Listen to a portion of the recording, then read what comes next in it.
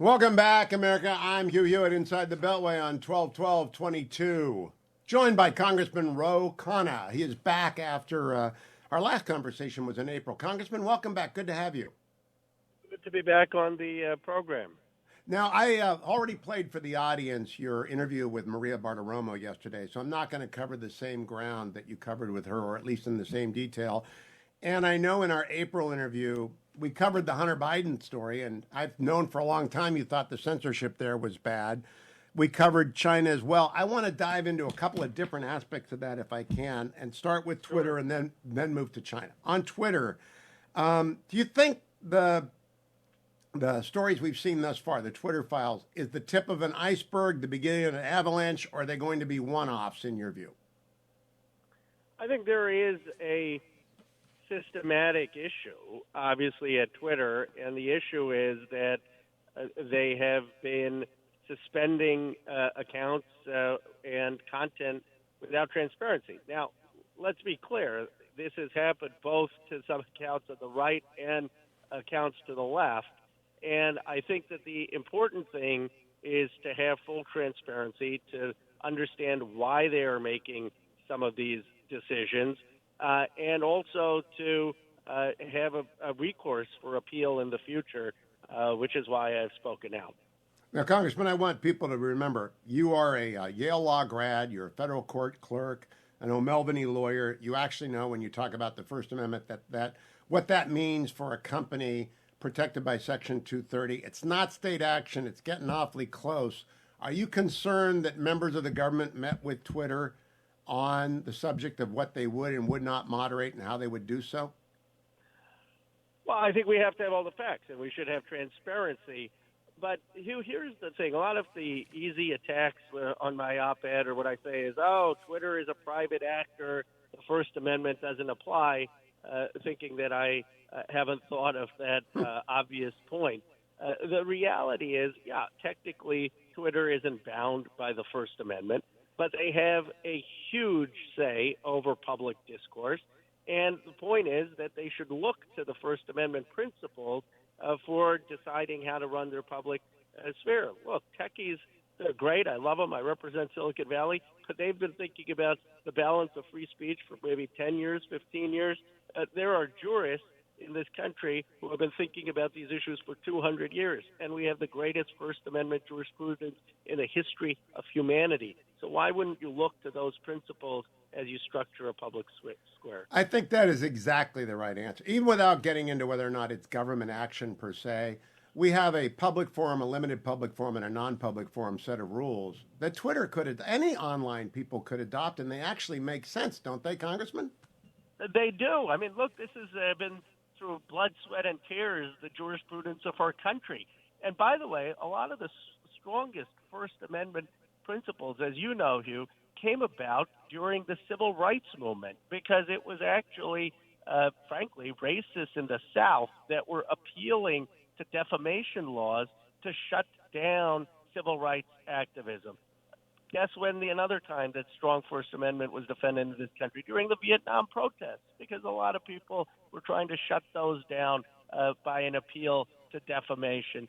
And so the history, actually, of the First Amendment in this country has been in a history that has protected social activism. And I'm just shocked that I have gotten so much criticism from the left for standing up for the principles that Justice Brennan articulated so beautifully in New York Times Sullivan. Brennan certainly wasn't a person of the left. But, you know, whether you're left or right, the one thing that you should be for in this country is the Constitution of the United States of America, because it is still the greatest document in the history of the world on how to structure a liberal democracy. And if we lose that, if we lose the North Star of our founding principles, then that's really the biggest threat to American democracy.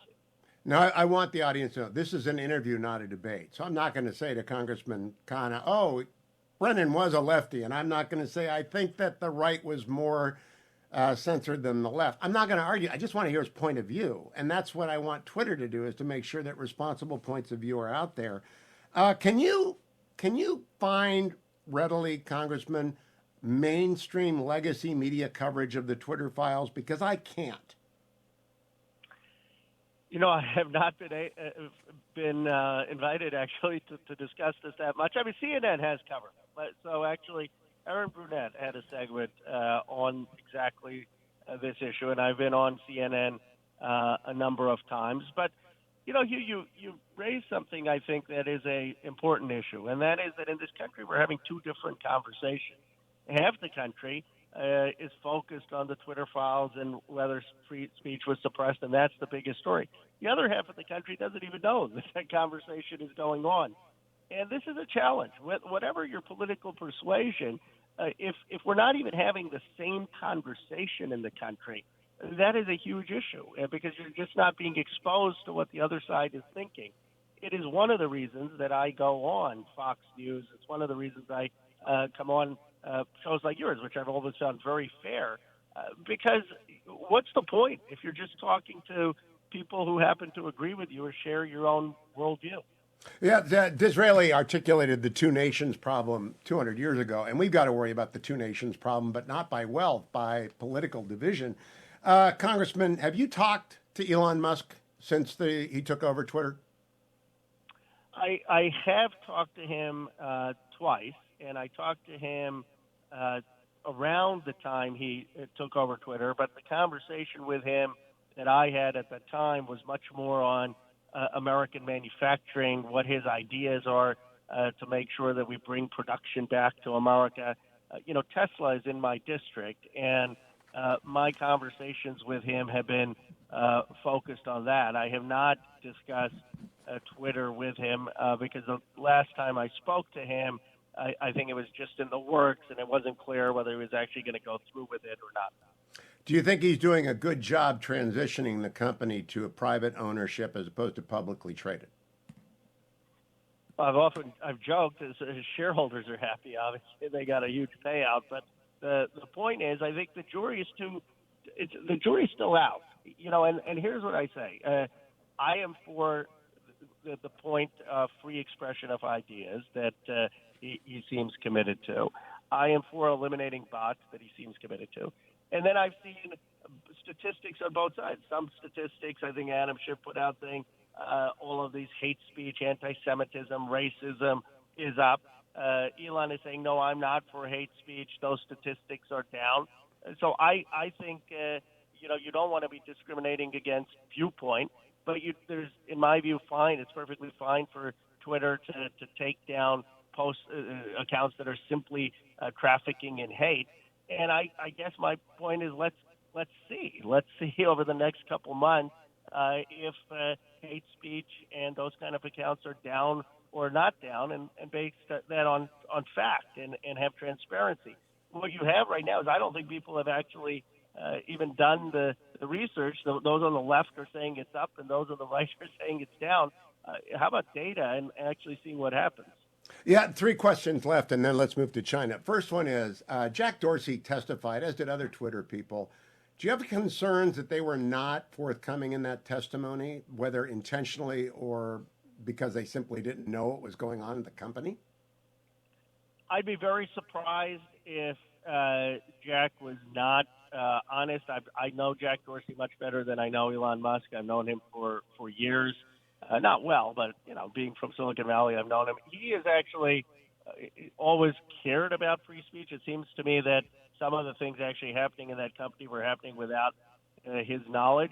So I doubt that he would have intentionally been misleading. Now, whether there are parts of his testimony that he would correct in light of evidence that has come out, that may very well be possible. You also mentioned it's gone from a publicly traded company to a private company. I have raised the concern that shareholders and investors invested or didn't invest on Twitter based upon public statements, including the rejection of the accusation of shadow banning. Do you think that they've got an SEC issue here, Congressman? I don't know if your O'Melveny years brought you into the world of corporate disclosure, but I think material facts were not revealed to investors. Well, I never pronounce on SEC issues, as you probably realize is wise policy not to be commenting on what an agency may or may not do.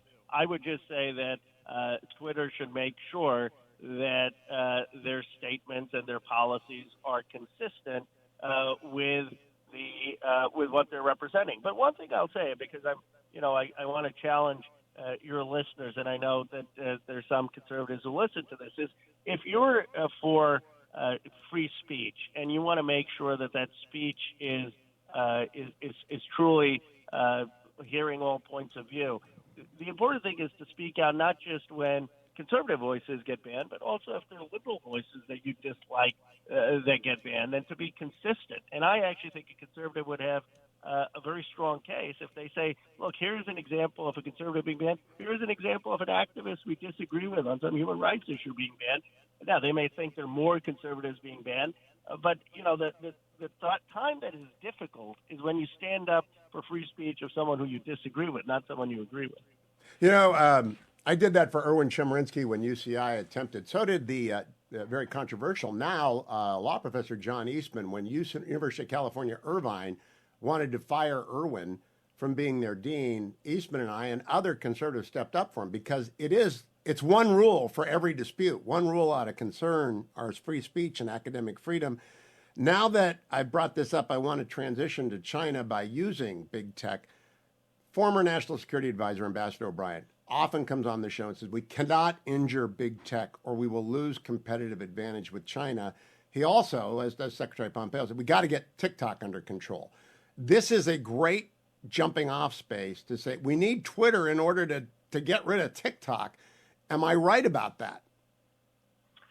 Well, we need multiple social media platforms. I mean, you have Twitter, you have Instagram with their video reel, which is basically like Twitter, like TikTok, and hopefully there'll be other platforms that come out. The concern with TikTok is pretty simple, and that is that right now it's unclear whether the CCP is getting access to the data. And if all of Gen Z and so many people in Gen Y and millennials are on TikTok, and the CCP has data, they can do things very subtly. They can subtly be promoting propaganda for the Communist Party's point of view, and that should be of concern to any American citizen. It's why I appreciated your column about Mike Gallagher and the China Select Committee. Look, I know Mike Gallagher. He came in the same class I did. He's a Marine. He's a PhD.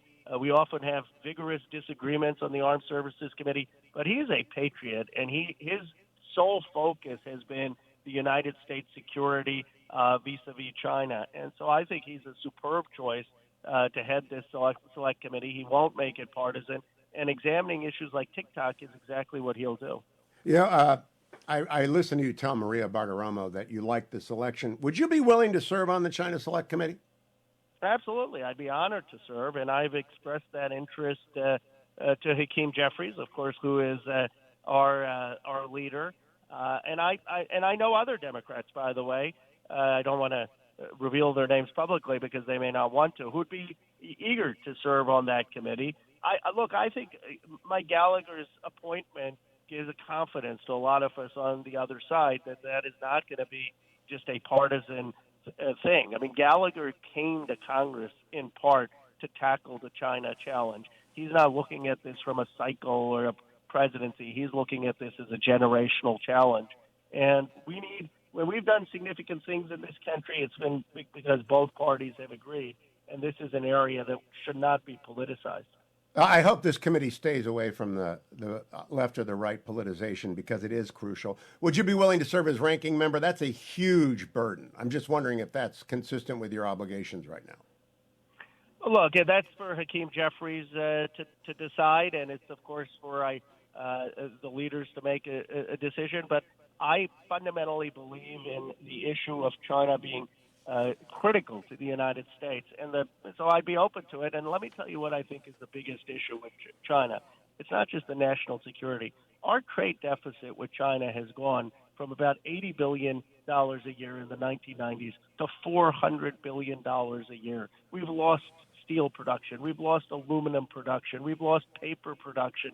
We've lost industry after industry to China. It has hollowed out the middle class and working class in this country, and it has left us less self-reliant. I was out on the road yesterday looking for chewable Tylenol for my kids. And we couldn't find it because we're not making enough drugs in America.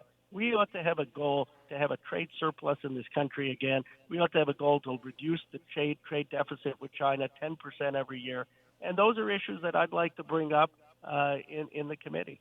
You know, you illumine what is a common denominator in America, which is small children get sick at Christmas time. So, my granddaughter has got 103 fever and is just, the most pathetic little thing. Genghis Kate is usually a terror, but she's just sick. And I gather the Khanna clan has got the same thing going on.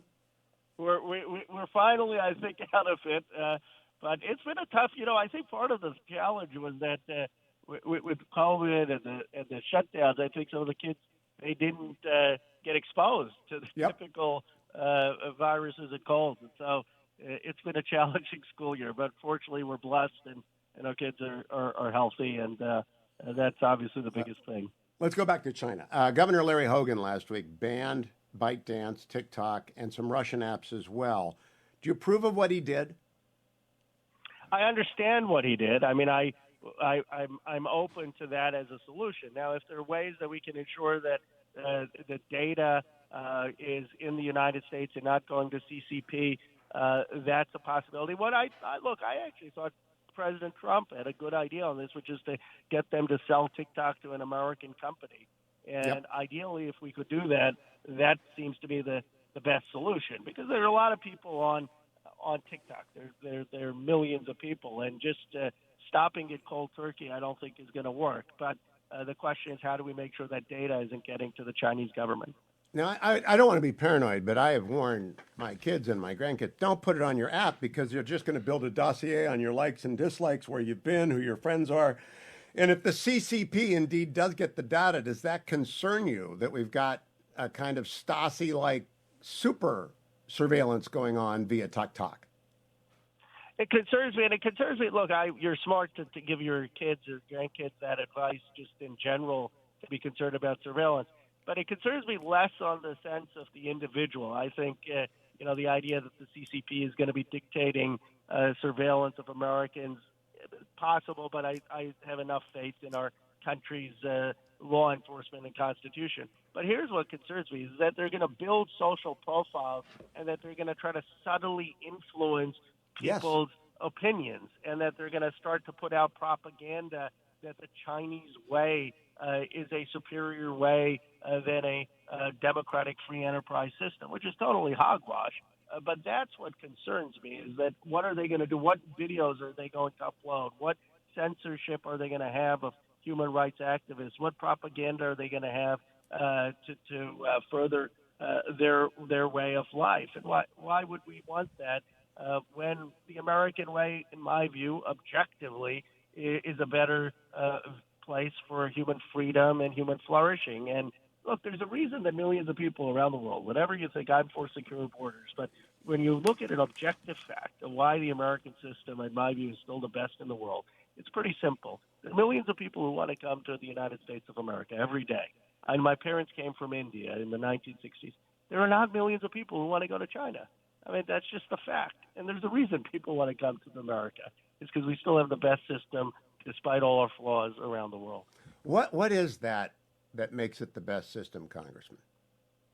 Well, one, it's stories like mine, right? The son of immigrants from India, born in Philadelphia in our bicentenary, at the age of 40, the economically most influential place in the country and in the world elects the son of immigrants of Hindu faith with a funny-sounding name to represent them. That's just not something that happens. You wouldn't have someone of Indian origin representing any part of the Communist Party in Shenzhen in China. You wouldn't have someone like that representing the industrial center of Germany or the financial centers of France. We in this country, it's still a place where anyone can be equally American if you believe in the Constitution and Declaration of Independence. And we're trying to do something in this country that has never been done in the history of the world, and that is to have people of places of all backgrounds from around the world and become one nation, a composite nation, as Frederick Douglass called it. Britain hasn't done that. They're largely white. Canada hasn't. Australia hasn't. We in the United States of America are doing that, and we should be proud of that. That's one thing I tell people in Washington be a little bit more proud of what America has achieved. Yes, we've got issues and things we've got to work on, but we're trying to do something that no other country has ever done in the history of the world. Yeah, you hit my bingo card, which is the Constitution. It all flows out of the Constitution. Now, you and I might have different approaches to interpreting it, but we agree that is why people come here. They may not know it, but that's why they come here, is our Constitution in the form of government it's developed and the freedom it protects. I want to go back very quickly to Larry Hogan. Have you talked to Gavin Newsom about TikTok and the other issues? I have not. I've talked to him about privacy issues on the internet, and I've talked to him about sort of the Internet Bill of Rights, but I should raise TikTok. I have not raised that with him. Let me ask you about the Select Committee on China. Will big tech regulation be an appropriate subject matter, or does that stay with judiciary? I don't want to get the prospective Chair Gallagher in trouble with turf war. And so, I think whatever the other committees want, they can have. But the focus of China, the committee needs to be, what is our national security issue on Taiwan? What is our economic security issue with basically sending of American industry to China over the last 20, 30 years? And then on the Internet, what is our concern in terms of the CCP getting data that belongs to Americans? And I think those three things would fall squarely in the China committee.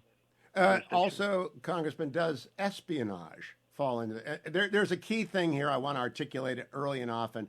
We cannot have the China committee become the jumping off point for anti-Chinese American propaganda. We have to protect our Chinese American citizens. Thank you for saying that. Mike Pompeo always says that. Robert O'Brien always said, let's begin by saying we're not going to put a target on the backs of Chinese Americans or even innocent Chinese on visas, though we may have to restrict that. How much should this select committee focus on the espionage angle?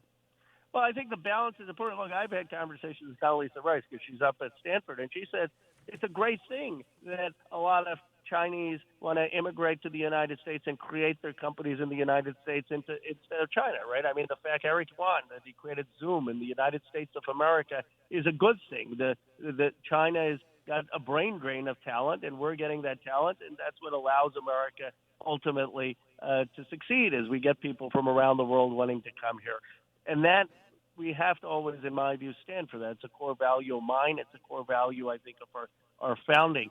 But we also need to be sensitive that we shouldn't allow us being an immigrant nation to be a nation that is abused. And I think it's perfectly fine to make sure that we're not being subject to espionage in sensitive institutions or sensitive companies, as long as people realize that they're not scapegoating people of Chinese origin or sort of blocking all Chinese students from coming to the United States. Some select committees are very successful. The Kefauver Committee in the 50s really opened America's eyes to organized crime.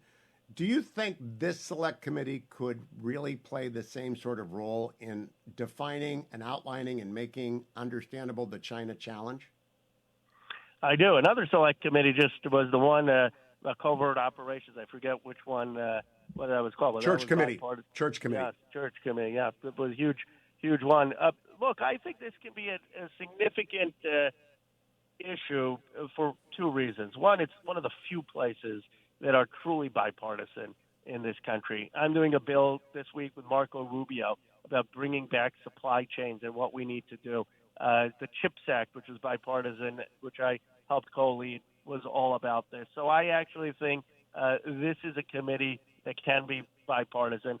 Second, look, the 21st century, unless someone is missing something, it's pretty obvious. It's either going to be America that leads the 21st century or China that leads.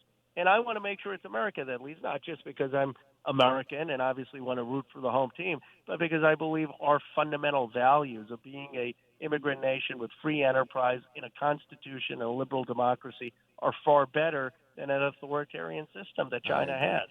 I agree. I think most of my audience agrees. I want to close by talking to you about the NDAA and moving forward. This might cross over from the armed services to the China committee. Do we need, first of all, very easy, do we need to end the vaccine mandate for the military? We disagree here. I believe we do. Obviously, this is a place of, I'm sure, disagreement with a lot of your listeners. Well, I don't know. I actually just believe it's up to the national security interest, but I haven't studied it. And I know that a lot of people lost their position in the military because of it. But I'm interested what the Armed Services Committee did. Is it going to be part of the NDAA that the vaccine mandate is over? Well, my understanding is that that was being negotiated. The Republicans really wanted it out. The people who I have heard from in the military believe that that was important to keep in there. And as I understand it, it's being taken out because we wouldn't have gotten the votes to pass the NDAA. But I believe that it should be in. Okay. The second one is, will the NDAA address funding for Taiwan and their ability to repel attacks? It does, but we need more than that. I mean, the NDAA is largely about defense, and there are aspects of it. And I just, in candor, I'm not for the 850 billion. I mean, I think we could do security with less spending. Just want to be, candid with your audience in my votes. But I have always supported strengthening our positions in the Pacific, the funding that we need for our Navy, our submarines there, and that we need for space to keep up with China. But what I also support, and which is not part of the NDAA, is more foreign military assistance to Taiwan, both in terms of making sure that we're getting them weapons at the cheapest prices, but also in providing them assistance to acquire that. It's, as you know, called the porcupine strategy, that if we provide them with sufficient arms, it will deter China from ever having an amphibious landing. And to do that, one of the places that can also be bipartisan is we need to focus on our defense industrial base in this country. I mean, we don't produce enough. Amen. We don't have shipbuilding capacity to even match the largest naval buildup in history, which China is undertaking. Last two questions on military, and then a couple of political ones. I'll let you go. Do we need a strategic shift of funding from big army to the Navy and the Marines and to the Air and Space Force? Because that's actually where the action is going to be in the rest of this century and the next one is the Navy and the Marines, the Air Force, and the Space Force, not big army. Has that strategic shift happened?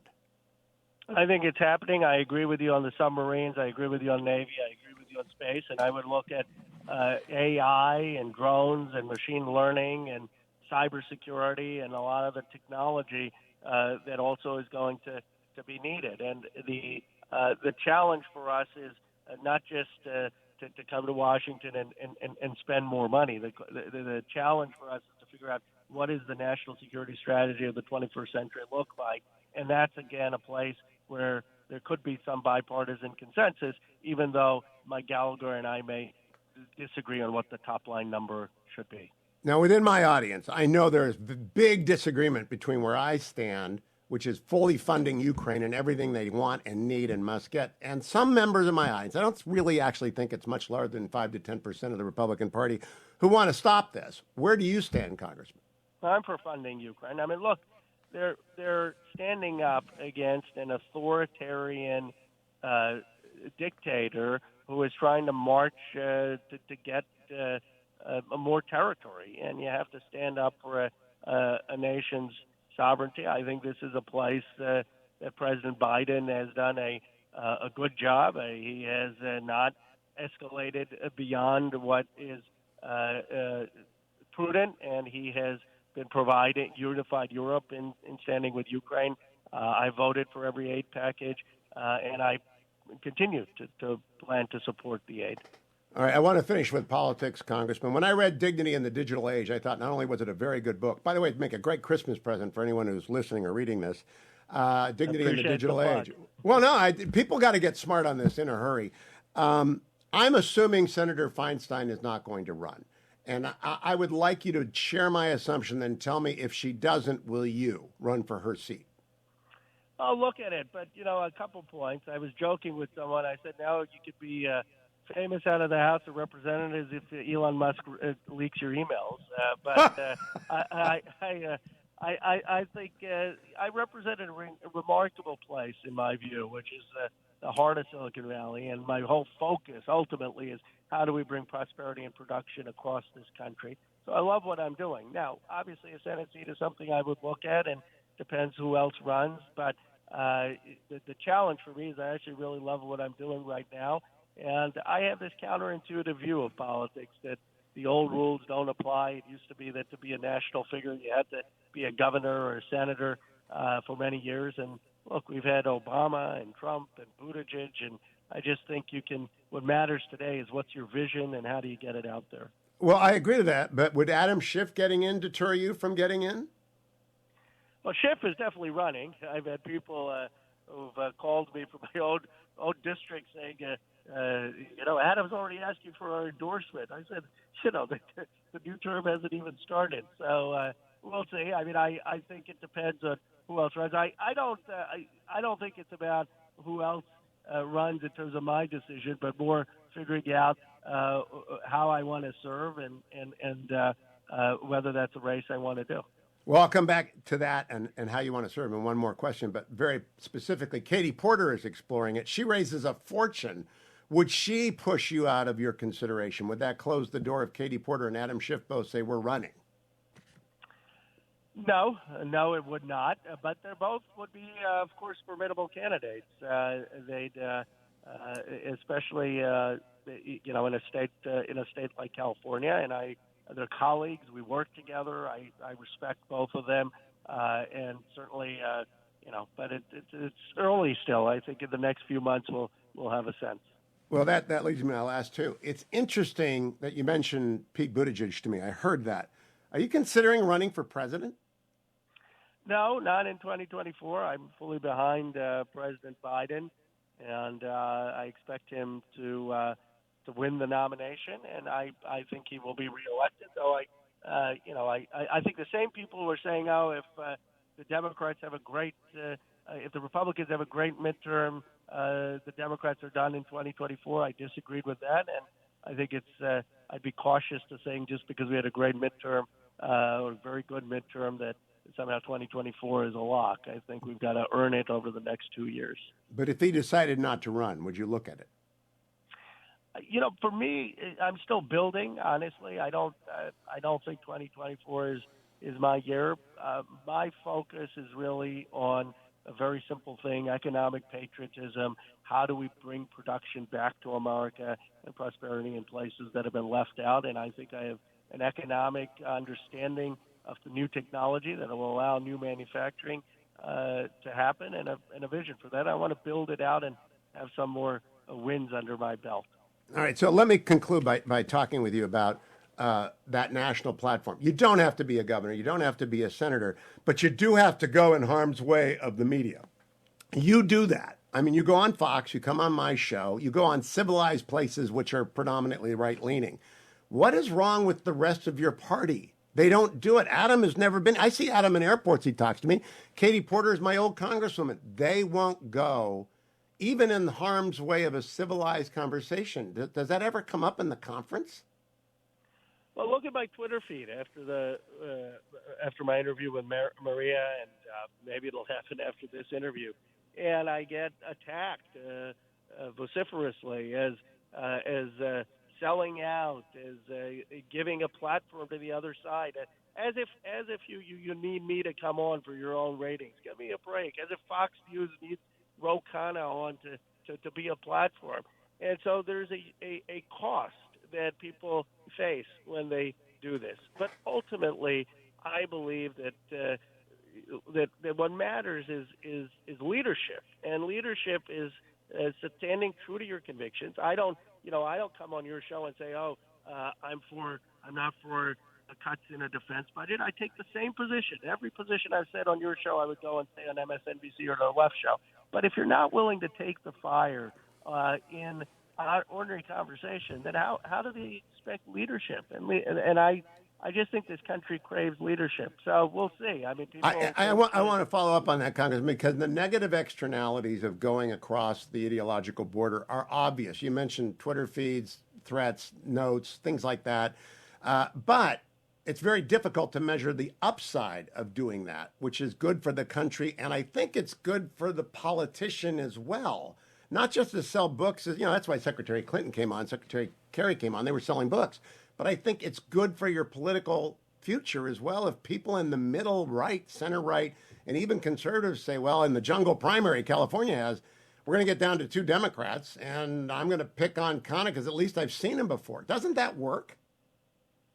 In a jungle primary, perhaps, but even I'd say beyond that, I think that this country, people are looking for two things. One, they're looking for people who are going to put the country ahead of party, and they're looking for people with a degree of independence, of saying he sticks to what he believes, and he's willing to do that. And I have a different strategy also when I go on Fox News. Some people go on Fox News or they come on your show, and they're looking to score a point on the host and have some viral clip. And my view is often is not to try to win some argument. My view is this.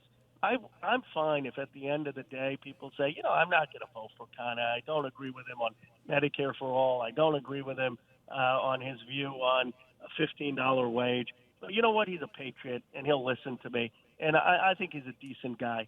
And I think if we can just get more of that in this country and focus on what can bring this country together and have disagreements that are respectful, that's just so desperately needed for the Amen. nation.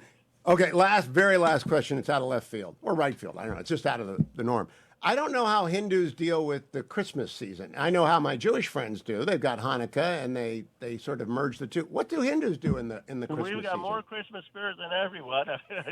We've gone to the Nutcracker. We've got Elf on the Shelf. We've got we there's I'll end with this because my wife is all about the Christmas spirit. But I'll end with this. When we were growing up, and I was born in Philadelphia. We were moving into a town, on Holland Street in Holland, Amsterdam Avenue in Holland, and I still remember the neighbors were concerned the Khannas were moving in, and then my dad figured out what the issue was. Everyone put out candle lights on Christmas Eve, and they were concerned would the Khannas not put out the bags, and so my dad figured it out, and he said, "Of course we're going to put out the bags, and we're going to put out lights. There's no problem. We love celebrating." Wait. I gotta. Are you a white lights or a colored lights house? Because I'm a colored lights house. You were white lights. White lights, paper bags. Brown paper bags with lights in them.